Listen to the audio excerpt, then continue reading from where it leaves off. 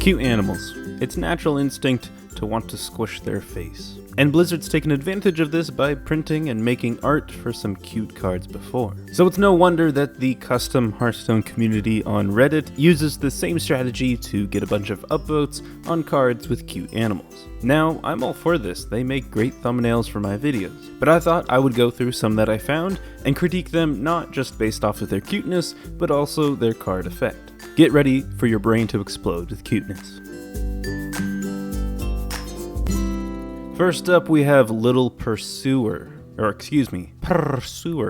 mana, 0/2 neutral beast with Rush. I mean, look at those pearly blue eyes. I mean, no, it's about the stats, okay? Of course, you wouldn't actually play this in your deck, rather it is for Build-A-Beast. Being able to give a minion Rush for 0 extra mana is pretty amazing, and the 2 extra health stats will allow it to hopefully survive out on the board. I think this would be a fine selection for Hunter. They do already have some Rush Beast, and maybe even worse, Stone Tusk Boar. Now this does compete for a spot with Snow Flipper Penguin as a cute 0-drop beast, but I think there might be enough room for both of these cards. Hold up, we got another penguin though. Baby Snow Flipper, 1 mana, 1/1 neutral beast with the battle cry, cast Mortal Coil on this minion. Okay, well actually this is kind of a suicidal penguin. You play the minion and right away it just casts Mortal Coil and allows you to draw a card and also kill a cute penguin? I'm gonna be honest, the card art on this one, I feel like I've seen it before. It's got some kind of creepiness to it. I mean, the little ball in his hat is even cute, so I can't dock it too much on those points, but the actual battle cry and the use of this card could be pretty interesting. Again, in Build-A-Beast, this battle cry would actually kind of be negative, so you probably wouldn't want to choose it, but playing it on its own, this could be 1 mana card draw in any deck. The only thing you'd really have to worry about is if you had any board buffing minions that would give this minion more than 1 health when you played it. You could also take advantage of the fact that you're destroying one of your minions, and there are cards that can benefit from that. This is kind of like a deceptively anti-cute card, so I like how unique and dark this card kind of is.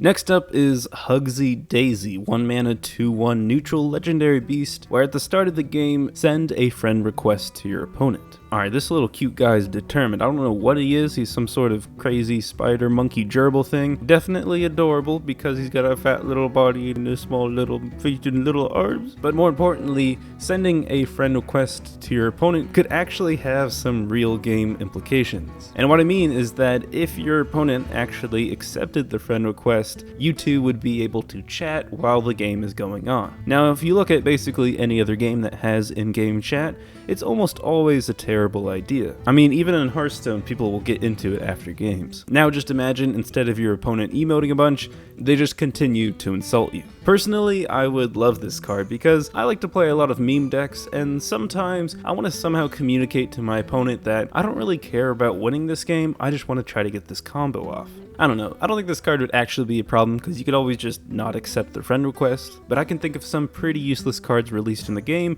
that I would rather have Huggsy Daisy in its place. Next up is Little Tooth, 1 mana, 1/1 warrior legendary with taunt and battle cry, gain 1 armor, deal 1 damage, and equip a 1/1 sword. Alright, we got a cute little mouse. All I can think about is how little that armor must be, and at night he like hangs it up on a little stand. Little mouse warrior. So the battle cry of this card is pretty insane. The armor's nice and everything, but dealing 1 damage and equipping a 1/1 sword is basically like being able to deal 2 damage. Granted, taunt is in the way with your sword, but still, this is a crazy turn 1 play. You can pretty consistently clear an early game minion, and even if you don't use your sword, you can save it for the next turn. I don't love super powerful 1-drops, but I don't think this is so over the edge that it would bring back a pirate warrior. Next up is Good Boy, created by one Reddit user and then animated by another. It's a 2 mana 3/2 beast for Hunter with the battle cry and the death rattle, equip a 1/1 stick. So it's also a 1/1 weapon like the card before,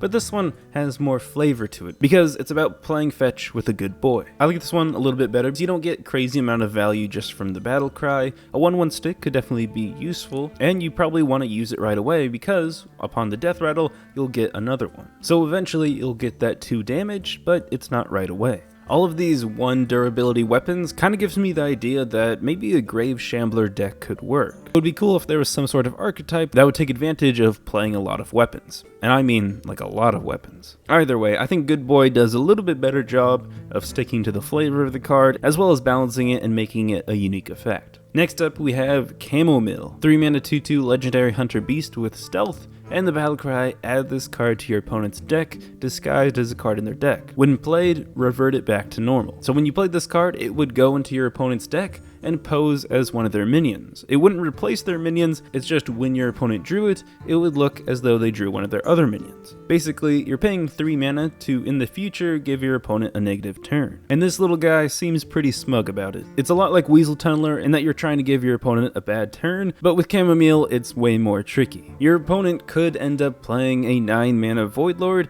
and instead only get a 2/2 with stealth. Now, it's not completely clear when exactly it reverts back to normal. Like, if Chamomile changed into a minion that had a battle cry, would that battle cry activate or would it turn into Chamomile before? Also, does Chamomile's battle cry activate when it reverts back to normal? Meaning, does it just shuffle into your deck and then change one of your cards? That would actually be pretty interesting. I think at 3 mana, it's still a pretty big investment to basically do nothing. And yeah, it might mess up one of your opponent's later turns, but it doesn't really work against aggro, and even against control, it's just a mild inconvenience. I think Chamomile would be fine for the game, and I think it would be hilarious when your opponent plays a minion and it's revealed to be Chamomile, that smug little face looking at them. Next up is Shark Pup, 2 mana 3/2 hunter beast with the battle cry, if your opponent controls more minions, gain rush, otherwise gain stealth. I mean, come on, this card is off the charts with cuteness. They morphed a dog and a shark, and they both want a belly rub. Between these two effects, Rush is usually going to be better, but it's especially good when your opponent has more minions and you want to try to gain board control. It's definitely a more tempo-oriented play, and for 2 mana being able to deal 3 damage is pretty good. On the other hand, if you have board advantage, perhaps stealth could be more beneficial. Maybe next turn you could buff or adapt this beast and actually make it a little bit stronger. And also, what I like about this card is you can kind of control what battle cry you get based off whether or not you can play more or less minions than your opponent. It's just an interesting way of trying to control what this battle cry will give you. Shark Pup is definitely one of my favorite cute cards. Next up is Fetcher Pup. Yes, a lot of pups. Another 2 mana 3/2 beast, but this one has the battle cry restore 1 durability to your weapon. 2 mana 3/2 isn't amazing, especially if your battle cry is pretty situational. On curve, maybe you could play this after a turn 1 candle shot, but I don't know how much value that's really going to get you. Oh my god, I just realized the dog has little suspenders with buttons. It's like he works at Applebee's. Okay, 10 out of 10. Next up is Encouraging Elemental, 0 mana 1/1 neutral elemental with the battle cry, if you played an elemental last turn, good for you. Now, this is a humorous card, so I don't know how much I can really judge it. Snowflipper Penguin is rotating out pretty soon, so we do need a good 0 mana 1/1 cute minion to replace it.